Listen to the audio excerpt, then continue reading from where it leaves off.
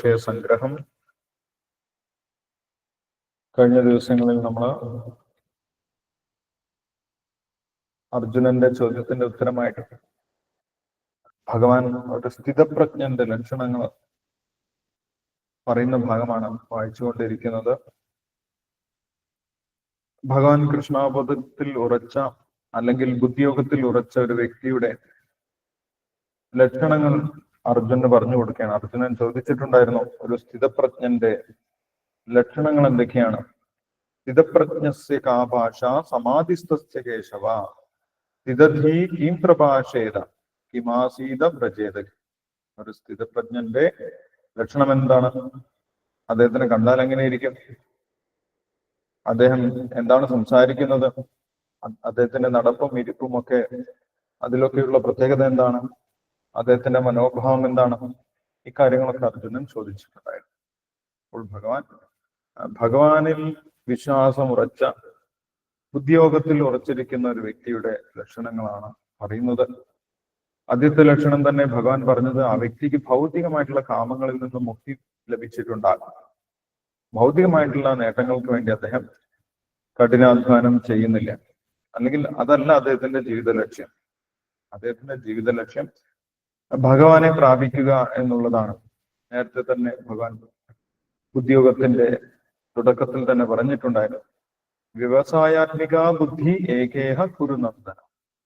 ബുദ്ധിയോഗത്തിൽ ഉറച്ച ആ വ്യക്തിയുടെ ലക്ഷ്യം ഒന്ന് മാത്രമാണ്.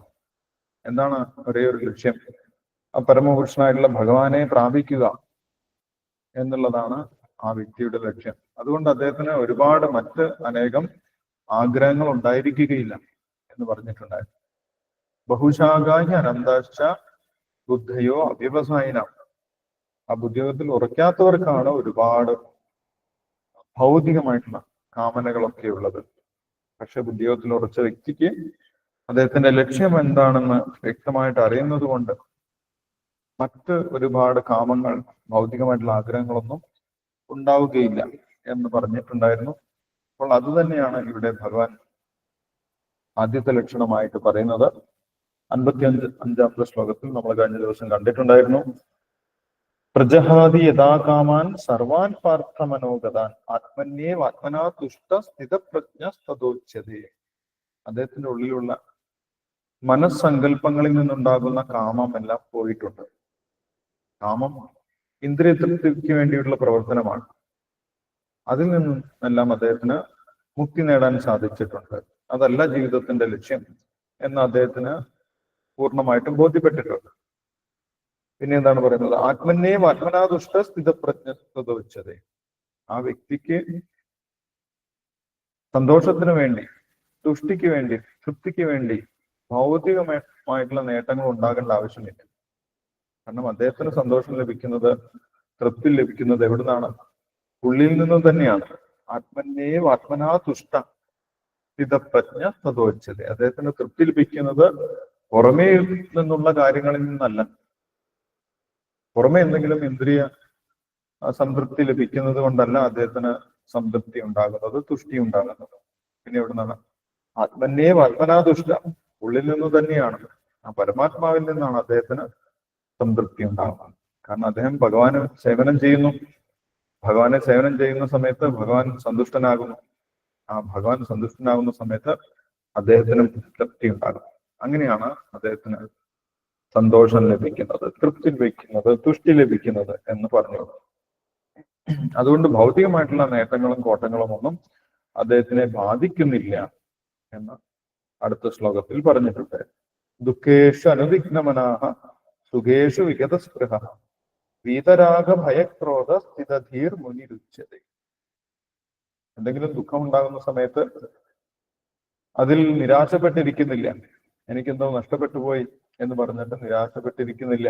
അതെന്റെ വിധിയായിരിക്കാം, അല്ലെങ്കിൽ പൂർവ്വ കർമ്മ ഫലമായിരിക്കാം, ഭഗവാൻ അറിഞ്ഞുകൊണ്ടാണ്. അതുകൊണ്ട് പോയത് പോയി എന്നുള്ള രീതിയിൽ നഷ്ടപ്പെട്ടത് നഷ്ടപ്പെട്ടു, അതെനിക്ക് വിധിച്ചിട്ടുള്ളത് തന്നെയാണ് എന്നറിഞ്ഞുകൊണ്ട് മുന്നോട്ട് പോകും. സുഖേഷു വിഗതസ്പൃഹ.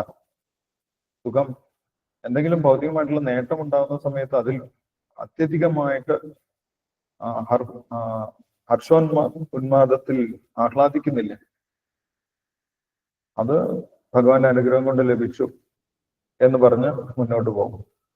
അതല്ല ജീവിതത്തിന്റെ ലക്ഷ്യം എന്നറിയാം. അതുകൊണ്ട് വീണ്ടും ഭഗവാന്റെ സേവനത്തിൽ തന്നെ നിരതനായിട്ടിരിക്കും.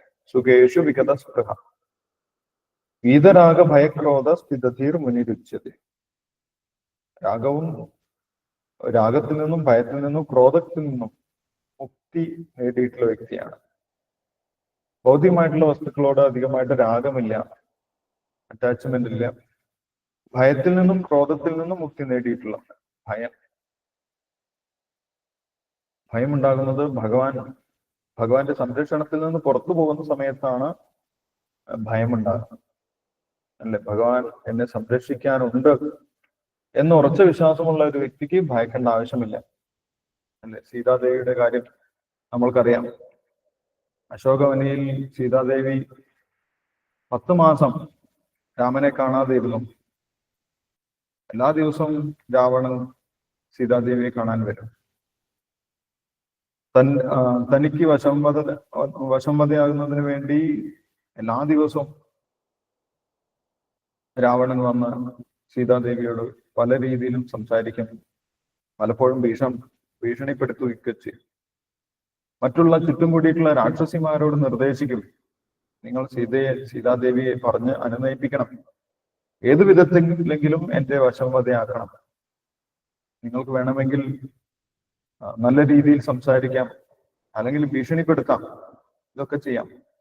അപ്പോൾ അവര് രാക്ഷസിമാരായതുകൊണ്ട് അവർക്ക് ഭീഷണിയുടെ സ്വരമാണ് എളുപ്പത്തിൽ വഴങ്ങുന്നത്. അതുകൊണ്ട് അവര് പലപ്പോഴും ഭീഷണിപ്പെടുത്തിക്കൊണ്ട് സംസാരിക്കും. നീ രാവണന് വഴങ്ങുന്നില്ലെങ്കിൽ ഞങ്ങൾ നിന്നെ കൊന്നു തിന്നും എന്നൊക്കെ പറഞ്ഞ് ഭീകരരൂപികളായിട്ടുള്ള രാക്ഷസികൾ ദിവസവും സീതാദേവിയെ ചിത്രവധം ചെയ്തുകൊണ്ടിരിക്കെ 10 മാസം എല്ലാ ദിവസവും ഇതുകൊണ്ട് തന്നെയാണ് സംഭവിച്ചുകൊണ്ടിരിക്കുക. ഭീകരരൂപികളായിട്ടുള്ള രാക്ഷസികൾ ചുറ്റുപാട് നിന്ന് എല്ലാ ദിവസവും സീതാദേവിയെ ചിത്രവധം ചെയ്തുകൊണ്ട്.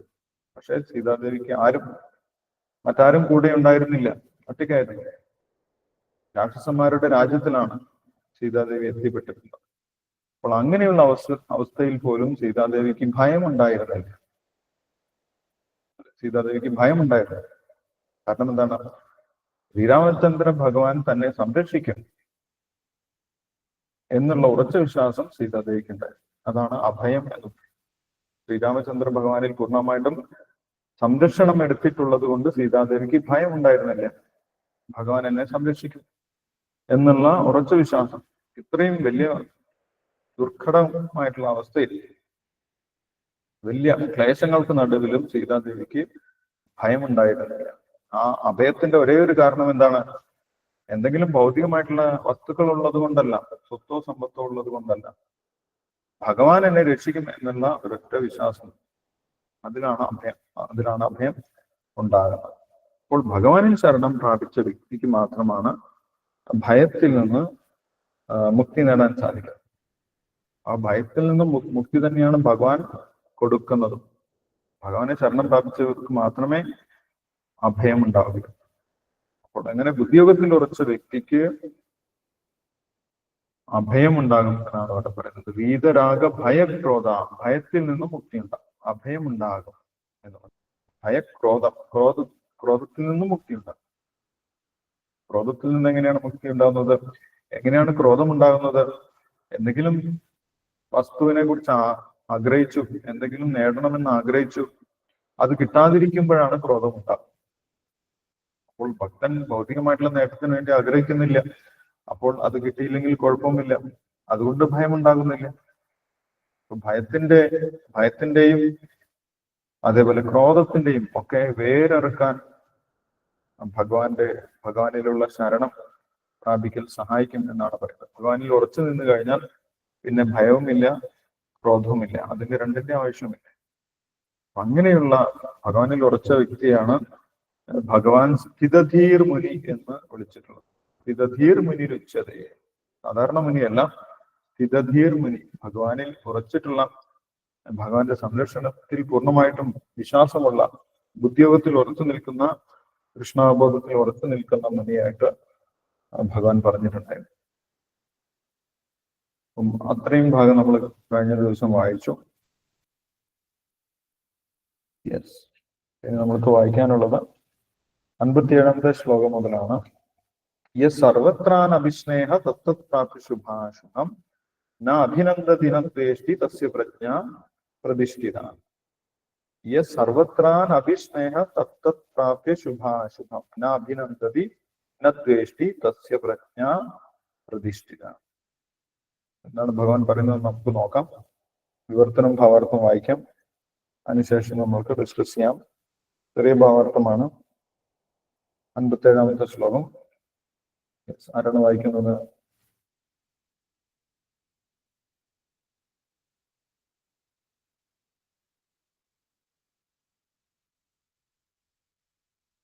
ഹരേഷ പ്രഭുജി വായിച്ചോട്ടെ.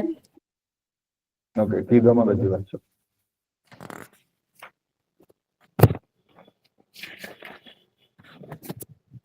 യസ് സർവത്. ഓം നമോ ഭഗവതേ വാസുദേവായ. ഓം നമോ ഭഗവതേ വാസുദേവായ. ഓം നമോ ഭഗവതേ വാസുദേവായ. യസ് സർവത്രാനഭിസ്നേഹ തത്പ്രാപ്യ ശുഭാശുഭം നാഭിനന്ദതി ന ദ്വേഷ്ടി തസ്യ പ്രജ്ഞ പ്രതിഷ്ഠിത. ശ്രീല പ്രഭുപാദ കി ജയ്. ഈ ഭൗതിക ലോകത്തിൽ തനിക്ക് ലഭിക്കുന്ന നല്ലതോ ചീത്തയോ ആയ ഒന്നിനാലും ബാധിക്കപ്പെടാതെയും അവയെ പുകഴ്ത്തുകയോ പുച്ഛിക്കുകയോ ചെയ്യാതെയും വർത്തിക്കുന്നവനാണ് സമ്പൂർണ്ണ ജ്ഞാനത്തിൽ ഉറച്ചു നിൽക്കുന്നത്. ഭാവാർത്ഥം: നല്ലതോ ചീത്തയോ ആയ പരിവർത്തനങ്ങൾ ഭൗതിക ലോകത്തിൽ ഉണ്ടായിക്കൊണ്ടേയിരിക്കുന്നു. അത്തരം ഭൗതിക പ്രവർത്തനങ്ങളിൽ അസ്വസ്ഥനാകാതെ നന്മതിന്മകളുടെ ബാധ ഏൽക്കാതെയുള്ള ഭക്തനെ കൃഷ്ണാവബോധം ഉറച്ചവനെന്ന് കരുതാം. ദ്വന്ദ്ങ്ങൾ നിറഞ്ഞ ഈ പ്രപഞ്ചത്തിൽ ജീവിക്കുന്ന കാലത്തോളം നന്മതിന്മകൾ അനുഭവപ്പെടാനിടയുണ്ട്. എന്നാൽ സർവമംഗളകാരിയായ നിരപേക്ഷ സത്യമായ കൃഷ്ണനിൽ മാത്രം താല്പര്യമുള്ള കൃഷ്ണാവബോധത്തിൽ ഉറച്ച ഭക്തനെ അവ ബാധിക്കുകയില്ല. ആ വിധത്തിലുള്ള കൃഷ്ണാവബോധം സമാധി എന്നറിയപ്പെടുന്ന തികഞ്ഞ അതീന്ദ്രിയ അവസ്ഥയിലേക്ക് ജീവാത്മാവിനെ എത്തിക്കുന്നു. ഹരേ കൃഷ്ണ പ്രഭുജി. ഹരേ കൃഷ്ണ. Thank you Gitamataji. ഹരേ കൃഷ്ണ. അപ്പോൾ ബുദ്ധിയോഗത്തിൽ ഉറച്ചു കഴിഞ്ഞാലുണ്ടാകുന്ന ഒരു നേട്ടം ഇവിടെ ഭഗവാൻ പറയുന്നുണ്ട്. ആ കൃഷ്ണാവത്തിൽ ഉറച്ച വ്യക്തിയുടെ ലക്ഷണമായിട്ടാണ് ഇവിടെ പറഞ്ഞത്. തസ്യപ്രജ്ഞ പ്രതിഷ്ഠിത. പ്രതിഷ്ഠിതമായിട്ടുള്ള സ്ഥിരബുദ്ധിയുള്ള പ്രജ്ഞ. പ്രജ്ഞ എന്ന് പറയുന്നത് ആ ബോധം ഉറച്ച, ഭഗവാനിൽ ബുദ്ധി ഉറച്ച വ്യക്തിയുടെ മനോഭാവം ഇവിടെ പറയുന്നുണ്ട്. സർവത്രാൻ അഭിസ്നേഹ തത്തത്പ്രാപ്യ ശുഭാശുഭം ന അഭിനന്ദതി ന ദ്വേഷ്ടി തസ്യ പ്രജ്ഞ പ്രതിഷ്ഠിത. ഭൗതിക ലോകത്തിന്റെ സ്വഭാവത്തിനെ കുറിച്ച് ആ വ്യക്തിക്ക് വളരെ വ്യക്തമായിട്ട് അറിയാം എന്നുള്ളതാണ്. ആ ജ്ഞാനം ഉണ്ടാകും. ഭൗതിക ലോകത്തിന്റെ സ്വഭാവത്തിനെ കുറിച്ച് വ്യക്തമായിട്ടുള്ള ജ്ഞാനം ഉണ്ടാകും. ഭൗതിക ലോകത്തിൽ ഒരിക്കലും നമ്മൾക്ക് സ്ഥിരമായിട്ട് നല്ലതോ സ്ഥിരമായിട്ട് മോശമായിട്ടുള്ള കാര്യമോ സംഭവിക്കുന്നില്ല. അത് മാറി മാറി വരും. അതാണ് ഭൗതിക ലോകത്തിന്റെ സ്വഭാവം എന്ന ആ വ്യക്തിക്ക് ഭഗവാന്റെ അനുഗ്രഹം കൊണ്ട് മനസ്സിലാക്കാൻ സാധിക്കും.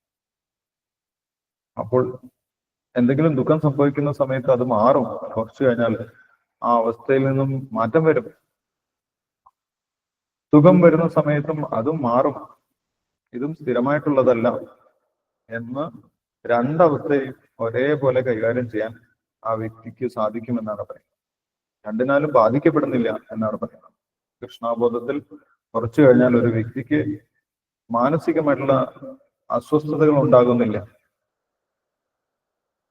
ഭൗതികമായിട്ടുള്ള കാര്യങ്ങൾ വളരെ കൂടുതൽ ബാധിക്കുന്ന സമയത്താണ് മാനസികമായിട്ടുള്ള അസ്വസ്ഥതകൾ ഉണ്ടാകുന്നത്.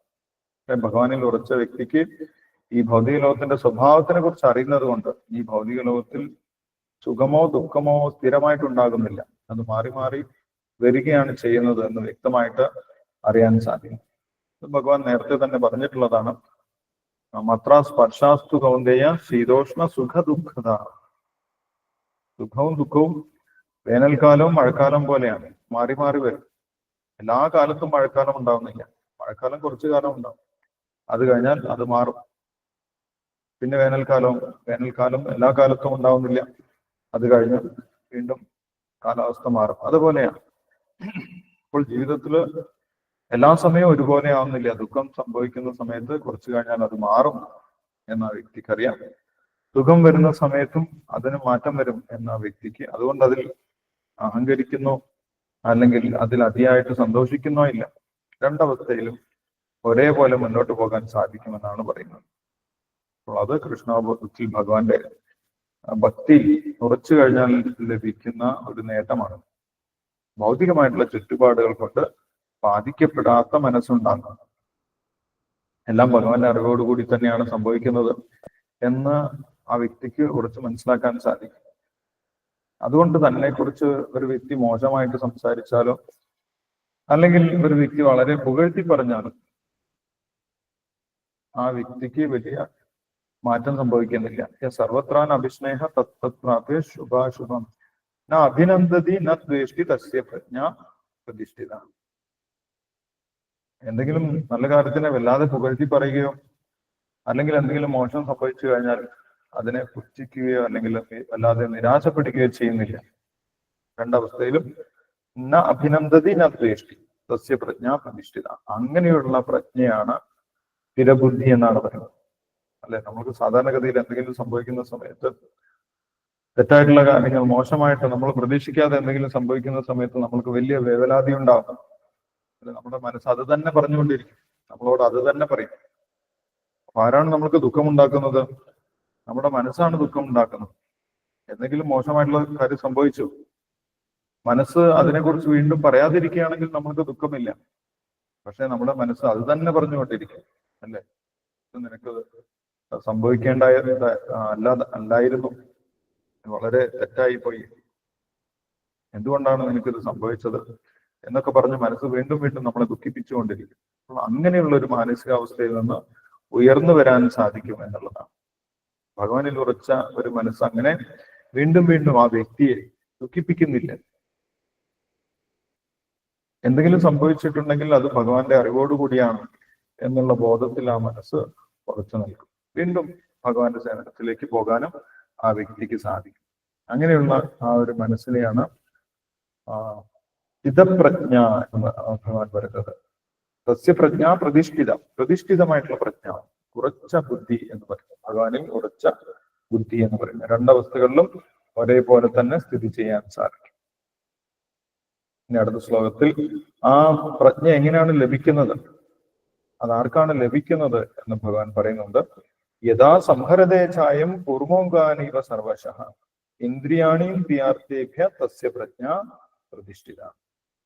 യഥാ സംഹരതേ ഛായം കൂർമോങ്കാനീവ സർവശഃ ഇന്ദ്രിയാണീന്ദ്രിയാർത്ഥേഭ്യ തസ്യ പ്രജ്ഞ പ്രതിഷ്ഠിത. കൃഷ്ണാബോധത്തിൽ ഉറച്ചു നിൽക്കാനുള്ള ഒരു അടിസ്ഥാനപരമായിട്ടുള്ള യോഗ്യതയാണ് അടുത്ത ശ്ലോകത്തിൽ പറയുന്നത്. 58ാമത്തെ ശ്ലോകത്തിൽ എന്തുകൊണ്ടാണ് നമ്മൾക്ക് കൃഷ്ണാബോധത്തിൽ ഉറച്ചു നിൽക്കാൻ സാധിക്കാത്തത്? എങ്ങനെയുള്ളവർക്കാണ് കൃഷ്ണാബോധത്തിൽ അല്ലെങ്കിൽ ബുദ്ധിയോഗത്തിൽ അല്ലെങ്കിൽ ഭക്തിയോഗത്തിൽ ഉറച്ചു നിൽക്കാൻ സാധിക്കുന്നത്? അതിന്റെ മാനദണ്ഡമാണ് അടുത്ത ശ്ലോകത്തിൽ പറയുന്നത്. എന്താണ് ഭഗവാൻ പറയുന്നത് നമുക്ക് നോക്കാം. വിവർത്തനം ഭാവാർത്ഥം വായിച്ചതിന് ശേഷം നമുക്ക് ഡിസ്കസ് ചെയ്യാം. 58ാമത്തെ ശ്ലോകം വിവർത്തനം വായിച്ചോളൂ. ഹരേ കൃഷ്ണ പ്രഭുജി. പ്രേമ മാതാജി വായിച്ചു. ഹരേ കൃഷ്ണ പ്രഭുജി. ഓം നമോ ഭഗവതേ വാസുദേവായ. യഥാ സംഹരതേ ഛായം കൂർമോങ്കാനീവ സർവശഃ ഇന്ദ്രിയാണീന്ദ്രിയാർത്ഥേഭ്യ തസ്യ പ്രജ്ഞാ പ്രതിഷ്ഠിത. ആമ തന്റെ അവയവങ്ങളെ തോടിനുള്ളിലേക്ക് വലിക്കുന്നത് പോലെ ഇന്ദ്രിയങ്ങളെ വിഷയങ്ങളിൽ നിന്ന് പിൻവലിക്കാൻ കഴിയുന്നവനാണ് സ്ഥിതപ്രജ്ഞൻ. ഭാവാർത്ഥം: ഇച്ഛാനുസരണം ഇന്ദ്രിയങ്ങളെ നിയന്ത്രിക്കാനുള്ള കഴിവാണ് യോഗിയുടെയും ഭക്തന്റെയും ആത്മജ്ഞാനിയുടെയും ലക്ഷണം. എന്നാൽ ഭൂരിപക്ഷം ആളുകളും ഇന്ദ്രിയങ്ങൾക്ക് അടിമപ്പെട്ടവരും അവയുടെ ഹിതപ്രകാരം പ്രവർത്തിക്കുന്നവരുമാണ്. യോഗി എങ്ങനെയിരിക്കുമെന്ന ചോദ്യത്തിന്റെ ഉത്തരം ഇതാണ്. ഇന്ദ്രിയങ്ങളെ വിഷപ്പാമ്പുകളോട് ഉപമിക്കാറുണ്ട്. നിയന്ത്രണത്തിന് വഴങ്ങാതെ പെരുമാറാനാണ് അവയ്ക്കിഷ്ടം. യോഗിയാവട്ടെ ഭക്തനാവട്ടെ പാമ്പാട്ടിയെ പോലെ ഈ സർപ്പങ്ങളെ നിയന്ത്രിക്കാനുള്ള കഴിവ് നേടണം. അയാൾ ഒരിക്കലും അവയെ തന്നിഷ്ടപ്രകാരം പെരുമാറാൻ വിടാറില്ല. ധർമ്മശാസ്ത്രങ്ങളിൽ വിധി നിഷേധാത്മകങ്ങളായ പല നിബന്ധനകളും കാണാം. സുഖാനുഭോഗങ്ങൾ ചുരുക്കി ആ വിധി നിഷേധങ്ങളെ അനുസരിക്കാൻ കഴിയാത്തവർക്ക് കൃഷ്ണാവബോധത്തിൽ ഉറച്ചു നിൽക്കാനാവില്ല. ആമ ഇതിന് നല്ലൊരു ഉദാഹരണമാണ്. അതിന് എപ്പോൾ വേണമെങ്കിലും അവയവങ്ങളെ ഉൾവലിക്കാം. വെളിപ്പെടുത്തുകയും ചെയ്യാം. അതുപോലെ കൃഷ്ണാവബോധമുള്ളവർ ഇന്ദ്രിയങ്ങളെ ഭഗവത് സേവനത്തിന് വേണ്ടുന്ന പ്രത്യേക ആവശ്യങ്ങൾക്കായി ഉപയോഗപ്പെടുത്തുന്നു. മറ്റു സന്ദർഭങ്ങളിൽ ഉൾവലിക്കും. സ്വന്തം തൃപ്തിക്കായി ഇന്ദ്രിയങ്ങളെ ഉപയോഗിക്കുന്നതിന് പകരം അവയെ ഭഗവത് സേവനത്തിനായി അർപ്പിക്കുക എന്നതാണ് അർജുനന് ലഭിക്കുന്ന ഉപദേശം. ഇന്ദ്രിയങ്ങളെ സദാ കൃഷ്ണസേവനത്തിൽ വ്യാപൃതമാക്കുന്നതിനുള്ളൊരു ഉദാഹരണമാണ് അവയെ ഉള്ളിലൊതുക്കാൻ കഴിയുന്ന ആമയുടേത്. ഹരേ കൃഷ്ണ. ഹരേ കൃഷ്ണ പ്രഭുജി. ഹരേ കൃഷ്ണ. താങ്ക് യു പ്രേമ മാതാജി. ഹരേ കൃഷ്ണ. അപ്പോൾ കൃഷ്ണബോധത്തിൽ ഉയരാൻ ശ്രമിക്കുന്ന, ആ ഭക്തിയോഗത്തിൽ ഉയരാൻ ശ്രമിക്കുന്നവർക്ക്, സാധകന്മാർക്ക് ഉണ്ടായിരിക്കേണ്ട ഏറ്റവും വലിയൊരു ഗുണമാണ് ഭഗവാൻ ഇവിടെ പറഞ്ഞിട്ടുള്ളത്. ഇന്ദ്രിയങ്ങളെ നിയന്ത്രിക്കാൻ ശ്രമിക്കണം എന്നുള്ളതാണ്. ഇവിടെ ശിലപ്രഭാതർ എടുത്തു പറയുന്നുണ്ട്, ധർമ്മശാസ്ത്രങ്ങളിൽ വിധി നിഷേധാത്മകമായ പല നിബന്ധനകളും കാണാം. സുഖാനുഭവങ്ങൾ ചുരുക്കി ആ വിധി നിഷേധങ്ങളെ അനുസരിക്കാൻ കഴിയാത്തവർക്ക് കൃഷ്ണബോധത്തിൽ ഉറച്ചു നിൽക്കാൻ ആവില്ല. നമ്മൾ കൃഷ്ണബോധത്തിൽ ഉയരണമെങ്കിൽ തീർച്ചയായിട്ടും നമ്മൾ ചെയ്യേണ്ട കാര്യമാണ് ഇന്ദ്രിയങ്ങളെ നിയന്ത്രിക്കുക എന്നുള്ളത്. ഇന്ദ്രിയങ്ങളുടെ സ്വഭാവത്തിനെ കുറിച്ച് ഇവിടെ വിശദീകരിച്ചു. ഇന്ദ്രിയങ്ങൾ എപ്പോഴും വിഷപ്പാമ്പുകളെ പോലെയാണ്. അവർക്ക് നിയന്ത്രിക്കപ്പെടാൻ ഒരിക്കലും താല്പര്യമില്ല. സ്വന്തം ഇഷ്ടപ്രകാരം പ്രവർത്തിക്കാനാണ് അവർക്ക് താല്പര്യം. മനസ്സിനാണെങ്കിലും ഇന്ദ്രിയങ്ങൾക്കാണെങ്കിലും താല്പര്യം സ്വന്തം ഇഷ്ടപ്രകാരം ആരും നിയന്ത്രിക്കാതെ പ്രവർത്തിക്കാനാണ് താല്പര്യം. പക്ഷെ ഭഗവാന്റെ ഭക്തിയിൽ ഉറച്ചു നിൽക്കണമെങ്കിൽ തീർച്ചയായിട്ടും ആ ഒരു ഇന്ദ്രിയ നിയന്ത്രണത്തിന്റെ നിലവാരത്തിലേക്ക് വരണം എന്നുള്ളതാണ്. അല്ലാത്തവർക്ക് കൃഷ്ണബോധത്തിൽ ഭഗവാന്റെ ഭക്തിയിൽ ഉറച്ചു നിൽക്കാൻ സാധിക്കുന്നില്ല എന്നാണ്. നമ്മൾ നാമജപം മാത്രം ചെയ്തു, ഇന്ദ്രിയങ്ങളെ സ്വന്തം ഇഷ്ടപ്രകാരം പ്രവർത്തിപ്പിച്ചു, അങ്ങനെയാണെങ്കിൽ നമുക്ക് പുരോഗതി ഉണ്ടാവുകയില്ല എന്നാണ് പറയുന്നത്. അങ്ങനെയുള്ള ആളുകൾ പറയുന്നത് കേൾക്കാം, ഞാൻ ഒരുപാട് പ്രാവശ്യം ഒരുപാട് കാലം നാമം ജപിച്ചു, പക്ഷെ ഒരു കാര്യം ഉണ്ടായില്ല. കാരണം എന്താണ്? ഇതാണ് കാരണം, ഇന്ദ്രിയങ്ങളെ നിയന്ത്രിക്കാൻ ശ്രമിക്കുന്നില്ല എന്നുള്ളതാണ്. ഇത് പല സ്ഥലത്തും ഭഗവാൻ പറഞ്ഞിട്ടുള്ള കാര്യമാണ്. ശിലപ്രഭാതനും വളരെ വ്യക്തമായിട്ട് പറയുന്നു, ആ വിധി നിഷേധങ്ങളെ അനുസരിക്കാൻ കഴിയാത്തവർക്ക് കൃഷ്ണാബോധത്തിൽ ഉറച്ചു നിൽക്കാൻ ആവില്ല. അപ്പോൾ എത്രത്തോളം നമ്മളെ ഇന്ദ്രിയ തൃപ്തിക്ക് വേണ്ടി പ്രവർത്തിക്കുന്നു അത്രത്തോളം ഒരു വ്യക്തി മായയിൽ പെട്ടുപോകും എന്നുള്ളതാണ്. മായാശക്തിയിൽ പെട്ടുപോകും. മായയിൽ പെട്ടുപോകുന്ന സമയത്ത് ഭഗവാനിൽ വിശ്വാസം ഉണ്ടാവുന്നില്ല എന്നുള്ളതാണ്. ഭഗവാനെ പ്രാർത്ഥിച്ചിട്ടൊന്നും കാര്യമില്ല, ഭഗവാന്റെ നാമം ജപിച്ചിട്ടൊന്നും കാര്യമില്ല എന്നുള്ള ഒരു നിലവാരത്തിലേക്ക് ചിന്തിക്കാൻ തുടങ്ങും. അപ്പോൾ അതിന്റെ ഒരു പരിഹാരമാണ് ഇവിടെ പറയുന്നത്. ഒരു വ്യക്തി ആമയെ പോലെ, ആമയുടെ ഉദാഹരണമാണ് ഭഗവാൻ പറയുന്നത്. യഥാ സംഹരതേ ചായം കൂർമ്മോങ്കാനിവ സർവം. ആമയുടെ പ്രത്യേകത എന്താണ്? ആമയ്ക്ക് എപ്പോൾ വേണമെങ്കിലും ആ ഇന്ദ്രിയങ്ങളെ, ആമയുടെ ഇന്ദ്രിയങ്ങളെ അകത്തേക്ക് വലിക്കാൻ സാധിക്കും, അതേപോലെ പുറത്തേക്ക് എടുക്കാനും സാധിക്കും. അതുപോലെ ഒരു വ്യക്തിക്ക് സാധകന് പെട്ടെന്ന് ഇന്ദ്രിയങ്ങളെ നിയന്ത്രിക്കാൻ സാധിച്ചു എന്ന് വരില്ല. എങ്കിലും ഭഗവാൻ 6-ാമത്തെ അധ്യായത്തിൽ പറയുന്നുണ്ട്, ധ്യാനയോഗത്തിൽ മനസ്സ് ചഞ്ചലമാണ്. മനസ്സ് പല വിഷയങ്ങളെ കുറിച്ചും ചിന്തിച്ചു കൊണ്ടിരിക്കും. അതിനെ ഒറ്റയടിക്ക് നിയന്ത്രിക്കാൻ സാധിക്കുന്നില്ല. അർജുനൻ തന്നെ പറയുന്നുണ്ട്, അതിന് അങ്ങനെ ഒറ്റയടിക്ക് നിയന്ത്രിക്കാൻ സാധിക്കില്ല. എനിക്ക് വേണമെങ്കിൽ കാറ്റിനെ നിയന്ത്രിക്കാൻ സാധിക്കും, പക്ഷെ ഇന്ദ്രിയങ്ങളെ, മനസ്സിനെ നിയന്ത്രിക്കാൻ സാധിക്കുകയില്ല എന്ന് പറയും. അത് ഭഗവാൻ സമ്മതിക്കുന്ന കാര്യമാണ്. അസംശയം മഹാബാഹു മനോ ദുർനിഗ്രഹം ചലം. മനസ്സ് ദുർനിഗ്രഹമാണ്. അത്ര എളുപ്പത്തിലൊന്നും മനസ്സിനെ നിയന്ത്രിക്കാൻ സാധിക്കില്ല. ചിലപ്പോൾ നമ്മൾ വിചാരിക്കും, ഞാൻ മനസ്സിനെയൊക്കെ നിയന്ത്രിച്ചു, എനിക്ക് കുഴപ്പമില്ല എന്ന് വിചാരിക്കും. പക്ഷെ ഒരു വേട്ടയാടി പിടിച്ച മൃഗത്തിനെ പോലെയാണ് മനസ്സ് എന്നാണ് പറയുന്നത്. ഏത് നിമിഷവും അത് പുറത്തു ചാടാം. അങ്ങനെയാണ് മനസ്സിന്റെ സ്വഭാവം. മനഃചഞ്ചലമസ്ഥിരം എന്നാണ് പറയുന്നത്. പക്ഷെ അതിനുവേണ്ടി നിരന്തരം ഒരു വ്യക്തി ശ്രമിക്കണം എന്നുള്ളതാണ് ഭഗവാൻ പറയുന്നത്. മനസ്സിന്റെ ചിന്തകൾ പല സ്ഥലത്തേക്ക് പോയിക്കൊണ്ടിരിക്കും. പക്ഷെ അതിനെ അങ്ങനെ സ്വന്തം ഇഷ്ടപ്രകാരം വിടരുത്. വീണ്ടും പോകുന്നതല്ല തെറ്റ്, പോയതിനെ തിരിച്ച് വിളിക്കാതിരിക്കുന്നതാണ്, തിരിച്ചു കൊണ്ടുവരാൻ ശ്രമിക്കാതിരിക്കുന്നതാണ് തെറ്റ് എന്ന് പറയും.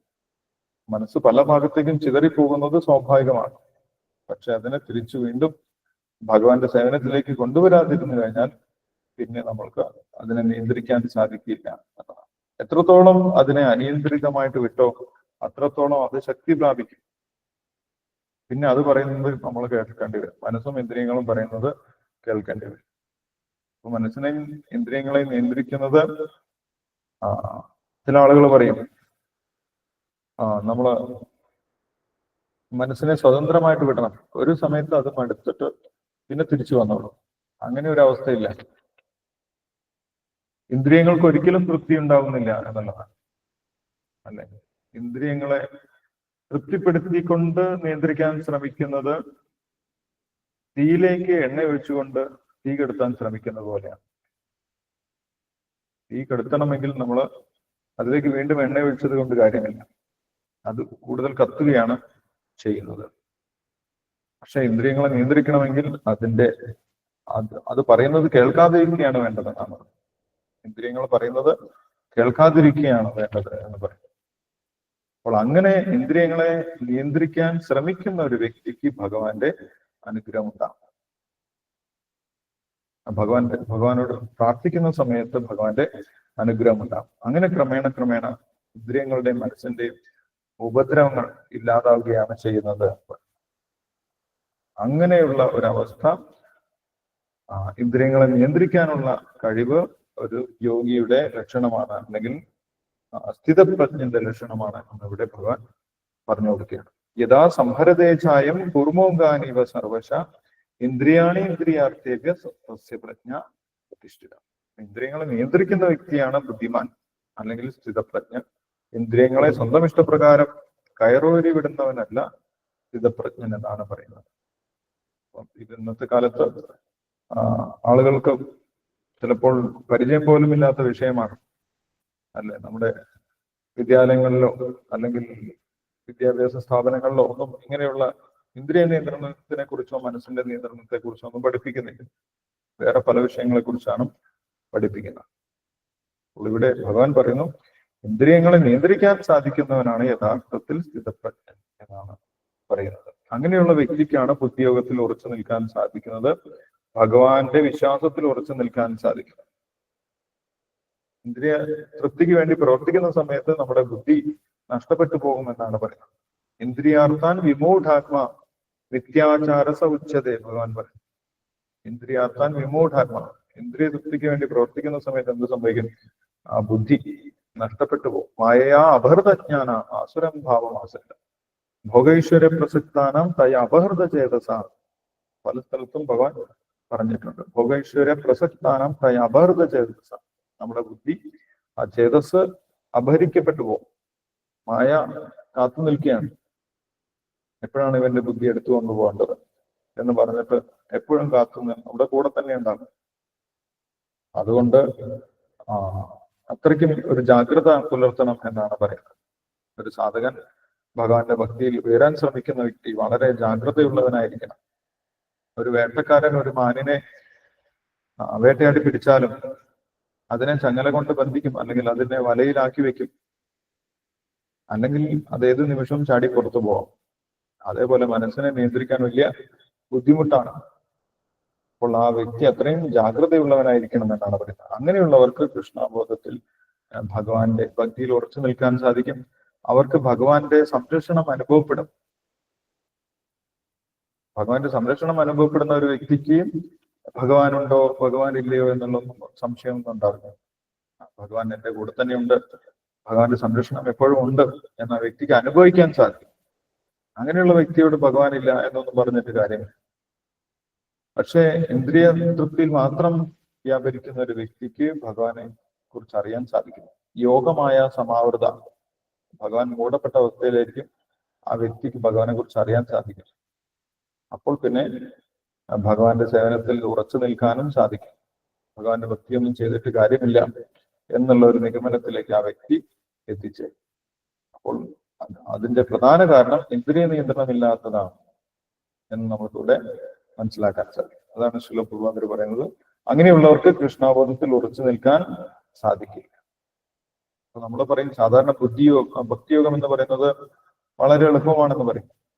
ഭക്തിയോഗം യഥാർത്ഥ ഭക്തിയോഗമാണ് നമ്മൾ ചെയ്യുന്നത് എങ്കിൽ യഥാർത്ഥ ഭക്തിയോഗം അത്ര എളുപ്പമല്ല. കാരണം യഥാർത്ഥ ഭക്തിയോഗം ഇന്ദ്രിയ നിയന്ത്രണത്തിലൂടെ തന്നെയാണ് ചെയ്യുന്നത്.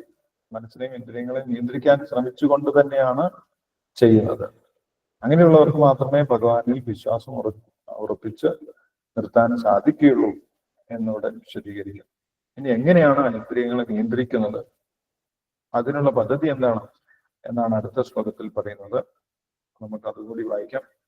59ാമത്തെ ശ്ലോകം. വിഷയാ വിനിവർത്തന്തെ നിരാഹാരസ്യ ദേഹിനഃ രസവർജം രസോപ്യസ്യ പരം ദൃഷ്ടാ നിവർത്തതേ എന്നാണ്. വിഷയാ വിനിവർത്തന്തെ നിരാഹാരസ്യ ദേഹിനഃ രസവർജം രസോപ്യസ്യ പരം ദൃഷ്ടാ നിവർത്തതേ. വിവർത്തനം ഭാവാർത്ഥം വായിച്ചോളൂ. 59ാമത്തെ പ്രഭുജി ഹരേ കൃഷ്ണ. സരസ്വതി മാതാജി വായിച്ചു. ഓം നമോ ഭഗവതേ വാസുദേവായ. ഓം നമോ ഭഗവതേ വാസുദേവായ. ഓം നമോ ഭഗവതേ വാസുദേവായ. വിഷയാവിനിർത്തന്തെ നിരാഹാരസ്യ ദേഹിനാ രസവർജ്യം രസോപ്യസ്യ പരം ദൃഷ്ടാ നിർവതതേ. വിഷയസുഖങ്ങളോടുള്ള താല്പര്യം നിലനിൽക്കുന്നുണ്ടെങ്കിലും ശരീരസ്ഥനായ ആത്മാവ് ഇന്ദ്രിയ നിയന്ത്രണം പാലിക്കേണ്ടതാണ്. ഇത്തരം പ്രക്രിയകൾ അവസാനിപ്പിച്ച് ഉന്നതമായ രുചി അനുഭവിക്കുന്നതോടെ അയാൾ സ്ഥിതപ്രജ്ഞനാകുന്നു. ഭാവാർത്ഥം: അതീന്ദ്രിയാവസ്ഥയിലല്ലാതെ ഇന്ദ്രിയ സുഖ അനുഭൂതിയിൽ നിന്ന് വിരമിക്കുക സാധ്യമല്ല. നിയമങ്ങൾ കൊണ്ടും നിയന്ത്രണം കൊണ്ടും ഇന്ദ്രിയാനുഭവങ്ങളെ തടയുന്നത് ഒരു രോഗിക്ക് ചില പ്രത്യേക ഭക്ഷണ പദാർത്ഥങ്ങൾ വിലക്കുന്നത് പോലെയാണ്. അത്തരം വിലക്കുകൾ രോഗിക്ക് ഇഷ്ടപ്പെടാറില്ല. ആ ഭക്ഷ്യവസ്തുക്കളെ ആസ്വദിക്കാനുള്ള ആഗ്രഹം അയാൾക്ക് കുറയുന്നതുമില്ല. അതുപോലെയാണ് യമം, നിയമം, ആസനം, പ്രാണായാമം, പ്രത്യാഹാരം, ധാരണ, ധ്യാനം എന്നിവ ഉൾക്കൊള്ളുന്ന അഷ്ടാംഗ യോഗാദി പ്രക്രിയകൾ.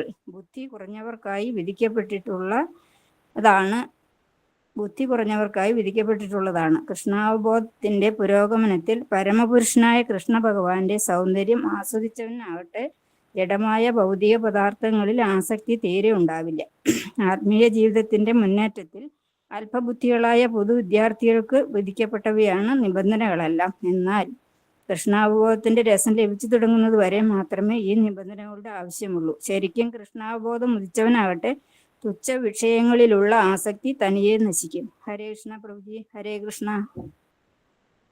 ഹരേ കൃഷ്ണ. Thank you Saraswati Mataji. ഹരേ കൃഷ്ണ. അപ്പോൾ ഭക്തൻ എങ്ങനെയാണ് പുരോഗമിക്കുന്നത്, ഭക്തൻ എങ്ങനെയാണ് ഇത്രയും വിഷയങ്ങളിൽ നിന്ന് പുറത്തു കടക്കുന്നത് എന്നാണ് ഭഗവാൻ പറയുന്നത്. വിഷയാ വിനിവർത്തന്തെ നിരാഹാരസ്യ ദേഹിന രസവർജം രസോപ്യസ്യ പരം ദൃഷ്ട നിവർത്തതേ. ഒരു വ്യക്തി ഇന്ദ്രിയ വിഷയങ്ങൾക്ക് പുറകെ പോകരുത് എന്ന് പറഞ്ഞതുകൊണ്ട് മാത്രം കാര്യമില്ല. കാരണം ഇന്ദ്രിയങ്ങൾ എപ്പോഴും ഇന്ദ്രിയ വിഷയങ്ങളെ കുറിച്ച് മാത്രമാണ് ചിന്തിച്ചുകൊണ്ടിരിക്കുന്നത്. ഇന്ദ്രിയങ്ങളോട് ബന്ധപ്പെട്ട മനസ്സും അത് തന്നെയാണ് ചിന്തിച്ചുകൊണ്ടിരിക്കുന്നത്. അത് ശരീരമുള്ളിടത്തോളം കാലം തുടർന്നുകൊണ്ടിരിക്കുമെന്നാണ്. എല്ലാവരും ഭൗതിക ശരീരത്തിലാണ് ഇരിക്കുന്നത്. അതുകൊണ്ട് ഭൗതികമായിട്ടുള്ള ഇന്ദ്രിയങ്ങളാണുള്ളത്. മനസ്സും ഭൗതികം തന്നെയാണ്. അപ്പോൾ ഭൗതികമായിട്ടുള്ള മനസ്സും ഭൗതികമായിട്ടുള്ള ഇന്ദ്രിയങ്ങളും ഭൗതികമായിട്ടുള്ള ഇന്ദ്രിയ വിഷയങ്ങൾക്ക് വേണ്ടി തന്നെയാണ് ചിന്തിച്ചുകൊണ്ടിരിക്കുന്നത്. അത് നമുക്ക് ഒരിക്കലും കൃത്രിമമായിട്ട് ഇല്ലാതാക്കാൻ സാധിക്കും. അല്ലെ, ഞാൻ ഭൗതികമായിട്ടൊന്നും ചിന്തിക്കുകയില്ല എന്ന് തീരുമാനം എടുത്തതുകൊണ്ടോ കാര്യമില്ല. കാരണം ഭൗതികമായിട്ടുള്ള മനസ്സാണ്, ഭൗതികമായിട്ടുള്ള ശരീരമാണ്, ഭൗതികമായിട്ടുള്ള ലോകമാണ്. ഞാൻ എല്ലാ വിഷയങ്ങളെ കുറിച്ചും ചിന്തിക്കുന്നത് നിർത്തി ആരെങ്കിലും പറയുകയാണെങ്കിൽ അദ്ദേഹം വലിയ കള്ളത്തരമാണ് പറയുന്നത്. അപ്പോൾ അങ്ങനെ ഒരൊറ്റയടിക്ക് നമ്മൾക്ക് ഇന്ദ്രിയ വിഷയങ്ങളിൽ നിന്ന് രക്ഷപ്പെടാൻ സാധിക്കുകയില്ല. എല്ലാവരുടെ മനസ്സിലും ഭൗതികമായിട്ടുള്ള വിഷയങ്ങളെ കുറിച്ച് തന്നെയാണ് ശരീര അവസാനം വരെ ചിന്തിച്ചു കൊണ്ടിരിക്കുന്നത് എന്നാണ് പറയുന്നത്. അപ്പോൾ എങ്ങനെയാണ് അതിൽ നിന്ന് പുറത്തു കിടക്കാൻ സാധിക്കുന്നത്? ഇവിടെ ഭഗവാൻ പറയുന്ന അതിനുള്ള മാർഗം രസവർജം രസോപ്യസ്യ പരം ദൃഷ്ടാൻ. ഇന്ദ്രിയങ്ങളെ പ്രവർത്തിപ്പിക്കാതിരിക്കുകയല്ല ചെയ്യേണ്ടത്. ഓരോ ഇന്ദ്രിയങ്ങൾക്കും അതിന്റെ പ്രവർത്തനമുണ്ട്. കണ്ണിന് കാഴ്ച കാണുക എന്നുള്ളതാണ് പ്രവർത്തനം, ചെവിക്ക് കേൾക്കുക എന്നുള്ളതാണ് പ്രവർത്തനം, നാക്കിന് സംസാരിക്കുക, രുചി അറിയുക എന്നുള്ളതാണ് പ്രവർത്തനം, ത്വക്കിന് സ്പർശനം അറിയുക എന്നുള്ളതാണ് പ്രവർത്തനം, അതേപോലെ മൂക്കിന് ഗന്ധം അറിയുക എന്നുള്ളതാണ് പ്രവർത്തനം. ഇങ്ങനെ എല്ലാ ഇന്ദ്രിയങ്ങൾക്കും, കൈകൾക്ക് പ്രവർത്തിക്കുക, കാലുകൾക്ക് നടക്കുക, ഇങ്ങനെ എല്ലാ ഇന്ദ്രിയങ്ങൾക്കും അതിൻ്റെതായിട്ടുള്ള പ്രവർത്തനങ്ങളുണ്ട്. അപ്പോൾ ഭൗതിക വിഷയങ്ങളിൽ പ്രവർത്തിക്കരുത് എന്ന് പറഞ്ഞു കഴിഞ്ഞാൽ പിന്നെ ഒരു കാര്യവും ആ വ്യക്തിക്ക് ചെയ്യാൻ സാധിക്കില്ല. അത് വളരെ കൃത്രിമമായിട്ടുള്ള ഒരു അവസ്ഥയാണ്. അങ്ങനെ കൃത്രിമമായിട്ടുള്ള അവസ്ഥയിലൂടെ നമുക്ക് ഇന്ദ്രിയങ്ങളെ നിയന്ത്രിക്കാൻ സാധിക്കുകയില്ല എന്നാണ് പറയുന്നത്. പിന്നെ എങ്ങനെയാണ് ഇന്ദ്രിയങ്ങളെ നിയന്ത്രിക്കാൻ സാധിക്കുന്നത്? ഇന്ദ്രിയങ്ങളെ കൂടുതൽ ഉയർന്ന ആത്മീയ പ്രവർത്തനങ്ങളിലേക്ക് കൊണ്ടുവരണം എന്നാണ്. ഇന്ദ്രിയങ്ങളെ പ്രവർത്തിപ്പിക്കാതിരിക്കേണ്ട, പക്ഷെ ഇന്ദ്രിയങ്ങളെ താഴ്ന്ന പ്രവർത്തനത്തിൽ നിന്നും മാറ്റി ഉയർന്ന പ്രവർത്തനത്തിലേക്ക് കൊണ്ടുവരണം. അപ്പോൾ സ്വാഭാവികമായിട്ടും താഴ്ന്ന പ്രവർത്തനങ്ങളൊക്കെ വിട്ടുപോയിക്കോളും. അതിനൊരു ഉദാഹരണം പറയാറുണ്ട്. ഒരു കുട്ടി ഒരു അപകടമായിട്ടുള്ള ഒരു വസ്തുവിനെ കൊണ്ട് കളിക്കുന്ന സമയത്ത് ഒരു കത്തി എടുത്ത് കളിക്കുന്നു. അപ്പോൾ ആ കത്തി പിടിച്ചു വാങ്ങാൻ ശ്രമിച്ചു കഴിഞ്ഞാൽ അപകടം ഉണ്ടാകാൻ സാധ്യതയുണ്ട്. കുട്ടിയുടെ കൈ മുറിയാൻ സാധ്യതയുണ്ട്, അല്ലെങ്കിൽ പിടിച്ചു വലിക്കുന്ന ആളുടെ കൈ മുറിയാൻ സാധ്യതയുണ്ട്.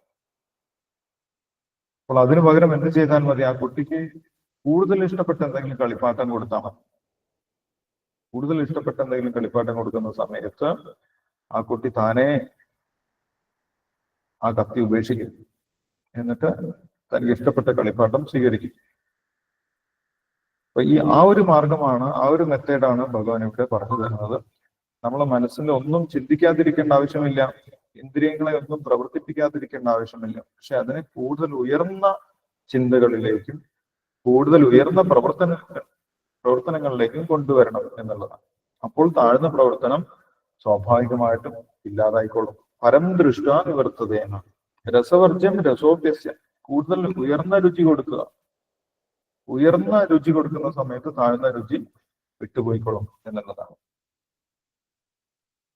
അല്ല, ഒരു വ്യക്തിക്ക് ദിവസവും സദ്യ കിട്ടുന്നുണ്ടെങ്കിൽ പിന്നെ ആ വ്യക്തി എച്ചില് പോയി കഴിക്കേണ്ട ആവശ്യമില്ല. അല്ല, ഒരു വ്യക്തി ഹോട്ടലിന്റെ പുറകിൽ പോയിട്ട് എച്ചില് കഴിക്കുന്നു.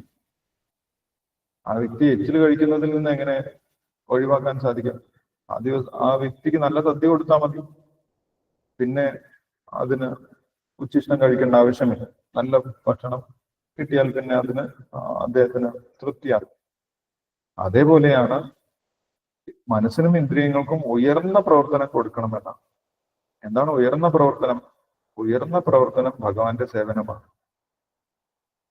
ആ ഭഗവാന്റെ സേവനത്തിൽ സ്ഥിരമായിട്ട് ഇന്ദ്രിയങ്ങളെ ഉപയോഗിക്കുന്ന സമയത്ത് സ്വാഭാവികമായിട്ട് താഴ്ന്ന പ്രവർത്തനങ്ങളൊക്കെ വിട്ടുപോകും എന്നുള്ളതാണ്. അതിന് അത്രയും ശക്തിയുണ്ട്. ആ ഭക്തിയോഗത്തിന് അത്രയും ശക്തിയുണ്ട്. അത് വളരെ ഉയർന്ന, ഏറ്റവും ഉന്നതമായിട്ടുള്ള പ്രവർത്തനമാണ്.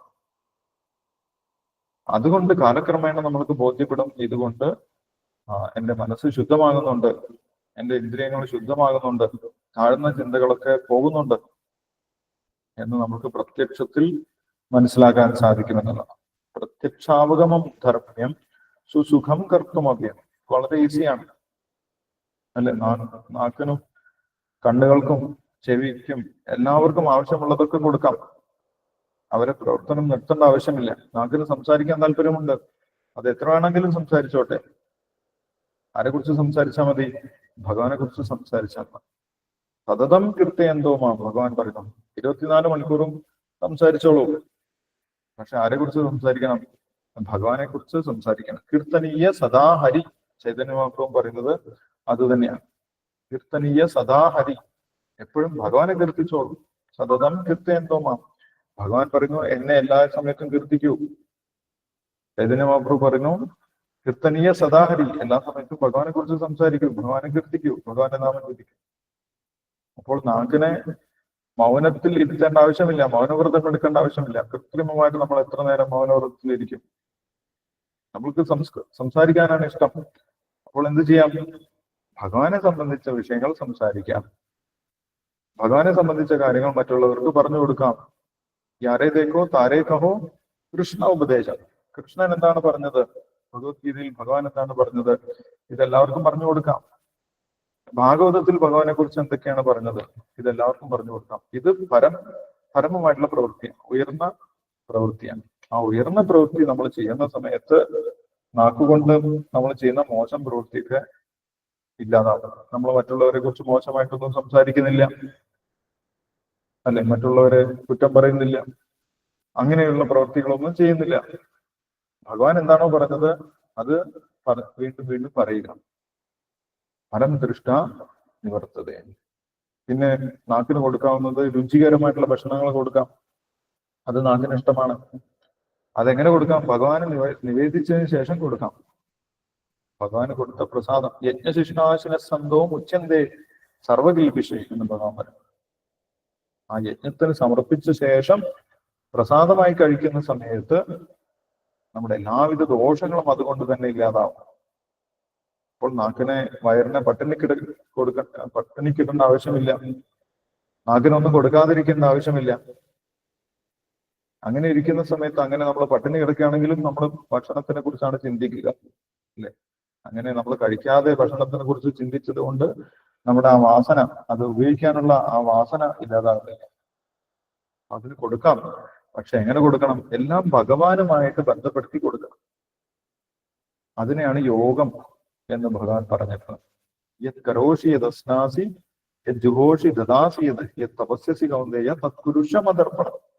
നിങ്ങൾക്ക് എന്ത് വേണമെങ്കിലും ചെയ്യാം. യത് കരോഷി, പക്ഷെ എങ്ങനെ ചെയ്യണം? ഭഗവാന് സമർപ്പിക്കാൻ പറ്റുന്ന പ്രവർത്തനങ്ങൾ ചെയ്യണം. ഭഗവാന് സമർപ്പിച്ചിട്ട് ചെയ്യണം. യത് കരോഷി, എന്ത് ചെയ്യുകയാണെങ്കിലും ഭഗവാന് സമർപ്പിച്ച് ചെയ്യണം. യത് അസ്നാസി, എന്ത് കഴിക്കുകയാണെങ്കിലും ഭഗവാന് സമർപ്പിച്ച് കഴിക്കണം. യത് ജുഹോഷി, എന്ത് യജ്ഞം ചെയ്യുകയാണെങ്കിലും ഭഗവാന് വേണ്ടിയിട്ടുള്ള യജ്ഞമായിരിക്കണം. ദദാസിയത്, എന്തെങ്കിലും ദാനം നൽകുകയാണെങ്കിൽ അത് ആർക്ക് കൊടുക്കണം? ഭഗവാന്റെ സേവനത്തിന് വേണ്ടി കൊടുക്കണം. ഈ തപസ്യസി കൗന്ദേയ, എന്ത് തപസ് ചെയ്യുകയാണെങ്കിലും ഭഗവാനെ തൃപ്തിപ്പെടുത്തുന്ന തരത്തിലുള്ള തപസ്സുകൾ ചെയ്യണം. അങ്ങനെയാണെങ്കിൽ അത് യോഗമാണ്. യോഗ കർമ്മസു കൗശലം. എല്ലാ കർമ്മവും ചെയ്യാം, പക്ഷേ അത് ഭഗവാന് സമർപ്പിക്കാൻ പറ്റുന്ന കർമ്മങ്ങളായിരിക്കണം. അങ്ങനെ ചെയ്യുന്ന സമയത്ത് താഴ്ന്ന തരം കർമ്മങ്ങളിൽ നിന്ന് നമുക്ക് സ്വാഭാവികമായിട്ടും പുറത്തു കിടക്കാൻ സാധിക്കും.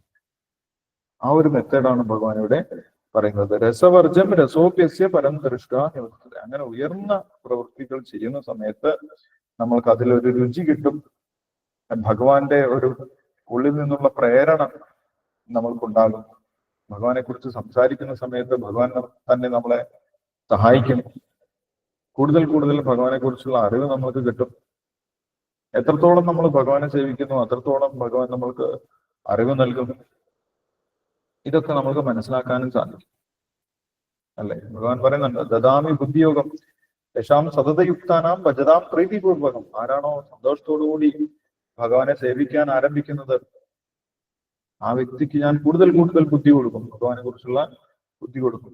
ആരാണോ നാക്കുകൊണ്ട് ഭഗവാനെ സേവിക്കാൻ ആരംഭിക്കുന്നത്, സേവോന്മുഖേഹി ജിഹ്വാദോ, ആദ്യം നമ്മൾ നാക്കുകൊണ്ടാണ് ഭഗവാനെ സേവിക്കാൻ തുടങ്ങുക. എന്താണ് നാക്കുകൊണ്ടുള്ള സേവനം?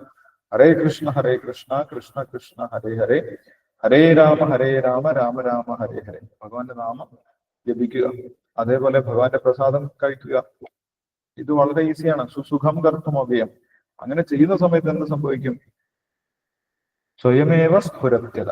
സേവോന്മുഖേഹി ജിഹ്വാദോ സ്വയമേവ സ്ഫുരത്യത. ഭഗവാനെ കുറിച്ചുള്ള അറിവ് നമ്മൾക്ക് സ്വാഭാവികമായിട്ട് ലഭിക്കാൻ തുടങ്ങും. ഭഗവാനെ ഉള്ളിൽ തന്നെ നമ്മൾക്ക് ദർശിക്കാൻ സാധിക്കും. അങ്ങനെ ഭഗവാന്റെ രൂപം ഒരിക്കലെങ്കിലും ദർശിച്ചിട്ടുണ്ടെങ്കിൽ ആ വ്യക്തി പിന്നെ ഭൗതികമായിട്ടുള്ള രൂപങ്ങളിലൊന്നും ആകർഷിക്കപ്പെടുന്നില്ല എന്നുള്ളതാണ്. പരം ദൃഷ്ട നിവർത്തത. ഇതാണ് ഭഗവാൻ പറയുന്ന മാർഗം. ഏറ്റവും സൗന്ദര്യമുള്ളതിനെ കാണണം. നിങ്ങൾ കണ്ണടച്ച് കെട്ടി നടക്കേണ്ട ആവശ്യമില്ല. എന്ത് കാണണം? ഏറ്റവും സുന്ദരമായിട്ടുള്ള വ്യക്തിയെ കാണണം. ഏറ്റവും സുന്ദരനായിട്ടുള്ള വ്യക്തിയെ കാണണം. ബ്രഹ്മാവ് കണ്ടു, കന്ദർപ്പകോടി കമനീയ വിശേഷ ശോഭ എന്ന് ബ്രഹ്മാവ് ബ്രഹ്മസമിതിയിൽ എഴുതിയിരുന്നു. അതേപോലെ നാരദ മഹർഷി കണ്ടു. നാരദ മഹർഷി ഒരു പ്രാവശ്യം കണ്ടു ഭഗവാന്റെ രൂപം ഉള്ളിൽ. അത് കണ്ടതോടുകൂടി പിന്നെ ഒരൊറ്റ പ്രാവശ്യം കണ്ടതേ ഉള്ളൂ. നാരദ മഹർഷിക്ക് പിന്നെ ഭൗതികമായിട്ടുള്ള ആഗ്രഹങ്ങളില്ല. അങ്ങനെയാണ് ഭൗതികമായിട്ടുള്ള ആഗ്രഹങ്ങളിൽ നിന്നും മുക്തി നേടേണ്ടത്. അല്ലാതെ കൃത്രിമമായ ആഗ്രഹങ്ങളെ തടയാൻ ശ്രമിച്ചുകൊണ്ടല്ല. ഏറ്റവും വലിയ ആഗ്രഹം നമ്മൾക്കുണ്ടായിരിക്കണം. ഏറ്റവും വലിയ ആഗ്രഹം എന്താണ്? ഭഗവാനെ സേവിക്കണം, ഭഗവാന്റെ സേവകനായിട്ട് മാറണം എന്നുള്ളതാണ് ഏറ്റവും വലിയ ആഗ്രഹം. അപ്പോൾ ഏറ്റവും ഉയർന്ന പ്രവൃത്തികൾ ചെയ്യാനാണ് ഭഗവാൻ പറയുന്നത്. പ്രവൃത്തികളെ ഉപേക്ഷിക്കാനല്ല ഭഗവാൻ പറയുന്നത്. ഇന്ദ്രിയങ്ങളെ ഒക്കെ പ്രവർത്തിപ്പിക്കാം, എല്ലാ ഇന്ദ്രിയങ്ങളെയും പ്രവർത്തിപ്പിക്കാം. എല്ലാ ഇന്ദ്രിയങ്ങളും ഭഗവാന്റെ സേവനത്തിന് വേണ്ടി പ്രവർത്തിപ്പിച്ചാൽ മതി. അംബരീഷ മഹാരാജാവിന്റെ ഉദാഹരണം ശ്രീല പ്രഭുപാദർ എപ്പോഴും പറയാറ്, അല്ലെ? അംബരീഷ മഹാരാജാവ് അടുത്ത ശ്ലോകത്തിന്റെ ഭാവാർത്ഥത്തിൽ ശ്രീല പ്രഭുപാദർ പറയുന്നുണ്ട്, 61ാമത്തെ ശ്ലോകത്തിൽ, സവൈ മനകൃഷ്ണപാദാരവിന്ദയോർ വചാംസി വൈകുണ്ഠ ഗുണാനുവർണ്ണനെ കരോ ഹരേർ മന്ദിരമാർദ്ദനാദിഷു ഹൃദിം ചകാരം അച്യുത സത്കതോദേ മുകുന്ദ ലിംഗാലയ ദർശനേ ദൃശോ തദ്ഭൃത്യഗാത്ര സ്പർശേംഗ സംഗമം ഘ്രാണഞ്ചതത്പാദ സരോജ സൗരഭേ ശ്രീമത് തുളസ്യാ രസനാന്തദർപ്പിതേ പാദോ ഹരേക്ഷേത്ര പദാനുസർപ്പണേ ശിരോ ഋഷീകേശ പദാഭിവന്ദനേ കാമം ച ദാസേ നതു കാമകാമയ. എല്ലാ പ്രവർത്തനങ്ങളും അംബരീഷ് മഹാരാജാവ് ചെയ്തിട്ടുണ്ടായിരുന്നു. കൈകൊണ്ടും കാലുകൊണ്ടും കണ്ണുകൊണ്ടും മുഖകൊണ്ടും ചെവി കൊണ്ടും ഇന്ദ്രിയങ്ങൾ കൊണ്ടെല്ലാം പ്രവർത്തിച്ചു. പക്ഷെ എല്ലാ പ്രവർത്തനങ്ങളും ഭഗവാന്റെ സേവനമായിട്ടാണ് ചെയ്തത്. അങ്ങനെ താഴ്ന്ന തരം എല്ലാ പ്രവർത്തനങ്ങളിൽ നിന്നും അംബരീഷ് മഹാരാജാവിന് മുക്തനാകാൻ സാധിക്കും. അപ്പം അതിന്റെയൊക്കെ തുടക്കം എവിടുന്നാണ്? സേവോന്മുഖേഹി ജിഹ്വാദം. വാക്കുകൊണ്ട് ഭഗവാന്റെ നാമം ജപിക്കുന്നതിലൂടെയാണ് തുടക്കം. ക്രമേണ നമ്മൾക്ക് ഓരോ ഇന്ദ്രിയങ്ങളും എങ്ങനെയാണ് ഭഗവാന്റെ സേവനത്തിൽ ഏർപ്പെടുത്തേണ്ടത് എന്നതിനുള്ള മാർഗം ആര് തന്നെ കാണിച്ചു തരും? ഒറ്റയടിക്ക് തന്നെ നമ്മൾക്ക് ചെയ്യാൻ സാധിക്കില്ല. ഒറ്റയടിക്ക് നമ്മൾക്ക് എല്ലാ ഇന്ദ്രിയങ്ങളെയും ഭഗവാന്റെ സേവനത്തിലേക്ക് കൊണ്ടുവരാൻ സാധിക്കില്ല. കാരണം എന്താണ്?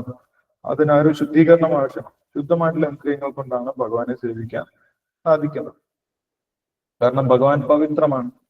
അല്ല, പവിത്രമായിട്ടുള്ള ഭഗവാനെ സേവിക്കണമെങ്കിൽ ഇന്ദ്രിയങ്ങൾ പവിത്രീകരിക്കണം. അങ്ങനെ ക്രമേണ ഓരോ ഇന്ദ്രിയങ്ങളും എങ്ങനെ ഭഗവാന്റെ സേവനത്തിലേക്ക് കൊണ്ടുവരാം എന്നതിനുള്ള അറിവും ആര് തന്നെ നൽകും? ഭഗവാൻ നൽകും എന്നുള്ളതാണ്. ദദാമി ബുദ്ധിയോഗം. ആ അറിവ് ഞാൻ തന്നെ നൽകും എന്ന് ഭഗവാൻ പറയുന്നത്. അതിന് പക്ഷെ നമ്മുടെ ഭാഗത്തു നിന്നും പരിശ്രമം ഉണ്ടായിരിക്കേണ്ടതാണ്. ഉത്സാഹ നിശ്ചയ ധൈര്യം.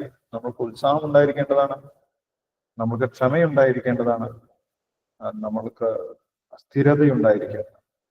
അങ്ങനെയാണെങ്കിൽ ഭഗവാൻ അനുഗ്രഹം ഉണ്ടാകും എന്നുള്ളതാണ്. ആ അനുഗ്രഹത്തിലൂടെ മത് പ്രസാദാത് തരിഷ്യസി ഭഗവാൻ പറയുന്ന അടുത്ത ശ്ലോകത്തിൽ നമുക്ക് കാണാൻ സാധിക്കും. ഭഗവാന്റെ ആ ഒരു പ്രസാദം കൊണ്ട് എല്ലാവിധ ഇന്ദ്രിയ വിഷയങ്ങളിൽ നിന്നും നമുക്ക് പുറത്തു കിടക്കാൻ സാധിക്കും എന്ന് പറയും. ഇപ്പൊ ഇവിടെ ഭഗവാൻ പറഞ്ഞത് പരം ദൃഷ്ടാ നിവർത്തത.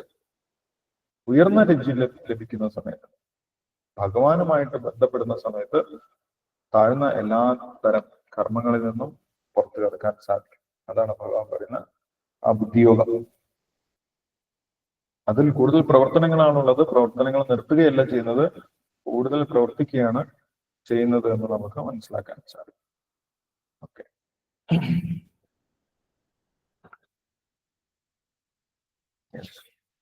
അതിന്റെ വിപരീതമാണെങ്കിൽ എന്താണ് സംഭവിക്കുന്നത് എന്ന് അടുത്ത ശ്ലോകങ്ങളിൽ ഭഗവാൻ വിശദീകരിക്കുന്നുണ്ട്.